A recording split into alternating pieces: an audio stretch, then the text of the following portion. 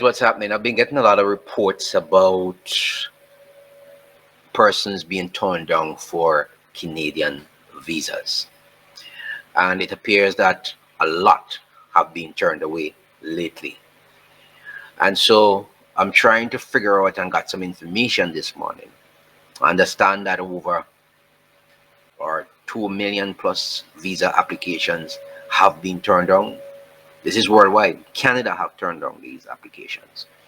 It appears that everybody's cleaning house, everybody's cleaning shop, everybody's sending back everyone to their home country. It's a cleansing. Things are happening, and if we're not too careful, we'll get lost. We have to be very, very mindful of to what is happening. We need to be mindful of what is happening around us. I understand last week there were about, I think, up to 100 and something persons were turned down for Canadian visas from one Caribbean island. That's really shocking. But let me go to this article and see what's happening. So Canada's visa rejections hit a record high as 2.36 million applications denied. 2.36 million applications denied. And that is the highest rejection rates that people have seen in visitor visas.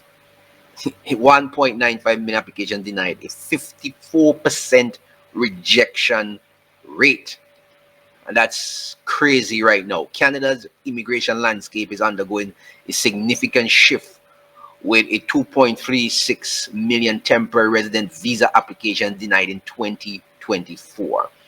This marks an unprecedented 50% rejection rate, up from 35% in the previous year, as the government enforces stricter policies at reducing the number of temporary residents. So they're cleaning house. They're trying to reduce their population. It's just too much for them. It's overburdened. That's what they're saying. And they're saying the increased rejection span across visitor visas, study permits, and work permits. And this is reflecting what this is: growing concern of overpopulation growth and resources constraints. It's hard to mine all these people. That's what they're saying in local parlance. Government's goal is to lower the proportion of temporary residents from 6.5 to 5% of the population by 2026. So it's not only the United States alone cleaning house right now. It appears that Canada as well is cleaning house, and they're cleaning house at an alarming rate. You're talking about over 2 million visa applications rejected in 1 year. You understand?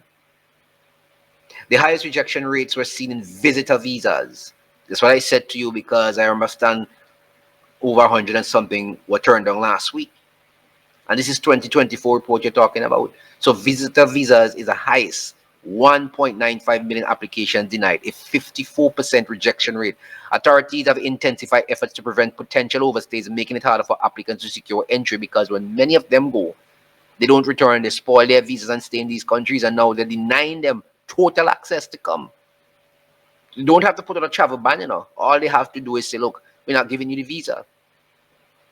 International students have also felt the impact of Canada's policy shift.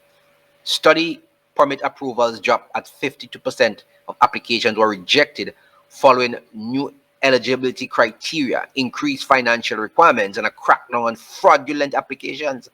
A lot of people lying on the applications. You don't think one of these days these people are going to find out what you're doing? Huh? You got to be crazy.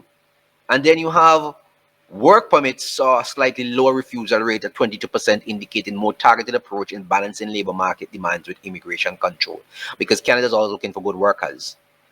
It's underpopulated, but less student visa, less visitor visa, and more of the work permit targeting certain workforce.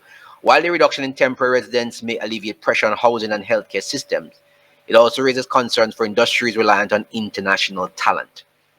Educational institutions, which benefit from an estimated Canadian 22 billion annually from foreign students, could face significant financial losses.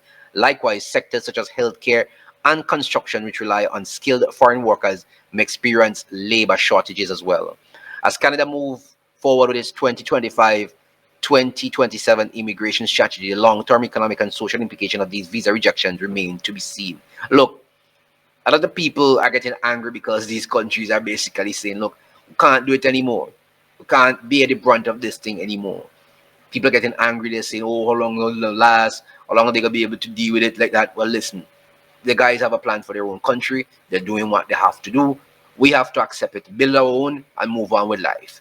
Guys, remember to like, share, and subscribe to this channel. All right?